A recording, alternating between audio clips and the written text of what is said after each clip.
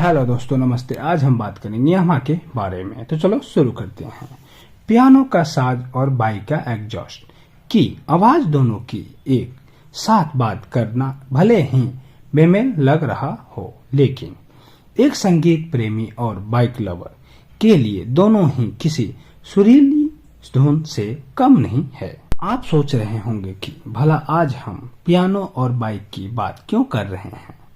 दरअसल हम आपको एक जैसे टू व्हीलर ब्रांड के बारे में बताने जा रहे हैं जिसने पहले दुनिया को पियानो की धुन पर नचाया और अब बाइक की सीट पर बैठाकर हवा से बातें कराती। आज के समय में भले ही बाइक के एग्जॉस्ट नॉट्स को लेकर कोई खास क्रेज देखने को नहीं मिलता है, लेकिन पुराने दौर में तकरीबन हर मोटरसाइकिल से निकलने वाली आवाज ही उनका पहचान हुआ करती थी। मल्सन, Royal Enfield, Yamaha, Hero Honda या फिर राजदूत साउंड से दूर से ही पहचाना जा सकता था। बात करते यामाहा रोड ऑर्गेनाइज बनाने से शुरू हुई कंपनी। टोरासोकू यामाहा का जन्म 20 मई 1851 को वाकायाम के सी किशु प्रांत में हुआ था। ये अपने पिता कोनोसोकू यामाहा के तीसरे बेटे थे। इनके पिता किशु डोमेन के शासक परिवार किशु कबीले के एक समुराई जापानी तलवारबाज होने के साथ ही खगोल शास्त्री भी थे। उन्होंने टोरासोकू को खगोल विज्ञान के बारे में तमाम जानकारी दी। नतीजतन टोकोसोकू मार्शल आर्ट और केंडो में अपनी रुचि के अलावा मशीनों और टेक्नोलॉजी के प्रति भी आकर्षित हो गए थे। टोरासोकू को वेस्टर्न साइंस और टेक्नोलॉजी ने शुरू से ही मोहित कर लिया था। उस समय ओसाका जापान का एक शहर में लोकप्रियता हासिल कर रही घड़ियों से प्रभावित होकर उन्होंने घड़ी साजी का भी काम शुरू किया और व्यवसाय का अध्ययन करते रहे। समय के साथ टोरासोकू ने मेडिकल इक्विपमेंट की मरम्मत करनी भी शुरू कर दी। टोरासोकू का सहमत होना था कि यामाहा ब्रांड की दिशा में यह पहला कदम साबित हुआ। उन्होंने बेहतर कम समय में ही बांध को ठीक कर दिया।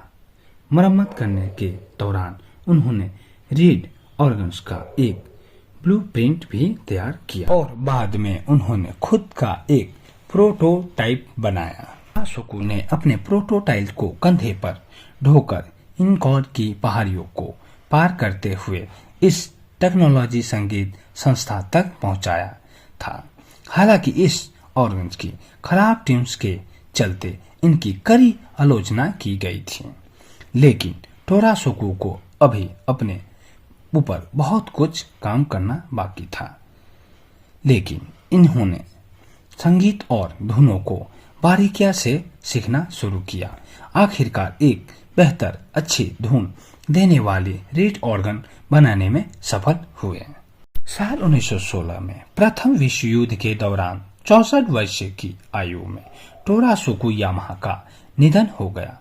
हालांकि इससे ब्रांड को एक झटका जरूर लगा था, लेकिन कंपनी अनवरत आगे बढ़ती रही। द्वितीय विश्व युद्ध के बाद कंपनी के अध्यक्ष टोमिको जोनिची कावाकामी ने मोटरसाइकिल के निर्माण के लिए युद्ध के बाद बचे हुए मशीनरी के अवशेष और तकनीकी का इस्तेमाल किया शुरू।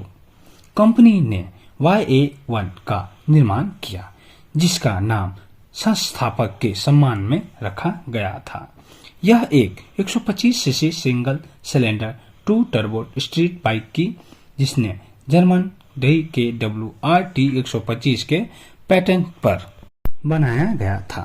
साल 1959 में YA1 की जबरदस्त सफलता के बाद टू व्हीलर बिजनेस में एक नए दिग्गज की एंट्री हुई और Yamaha motor company private limited की Yamaha motor company private limited स्थापना हुई।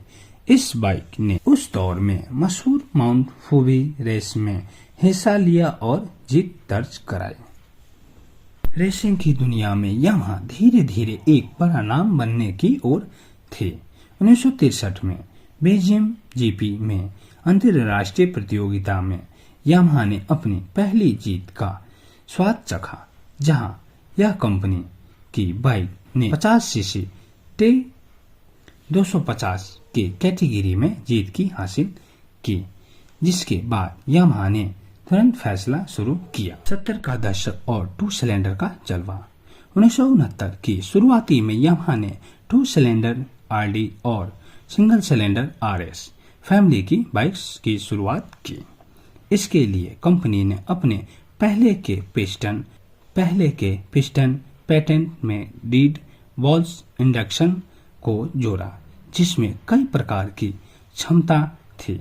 आरडी फैमिली को 1970 और 1980 के दशक के दौरान विकसित किया गया था। गॉन्स प्रेटिन कलिंग YPNS अन्य नई तकनीकी से लैस थी। यह बाइक यामाहा पिछले 4 दशकों से भारतीय बाजार में एक से बढ़कर एक नई व शानदार मॉडल्स को पेश कर चुकी है और अब कंपनी की बॉक्सर से लेकर स्कूटर से और फैमिली जैसी स्कूटरी का बड़ा काफिला खड़ा कर दिया है। यहाँ तक क्या सफर था यार, कुछ भी कहो। यहाँ तक वीडियो देखने के लिए धन्यवाद। चैनल पर नए हो तो सब्सक्राइब करो और बेल आइकन को प्रेस करें ताकि हर नई वीडियो सबसे पहले आपको देखने को मिले।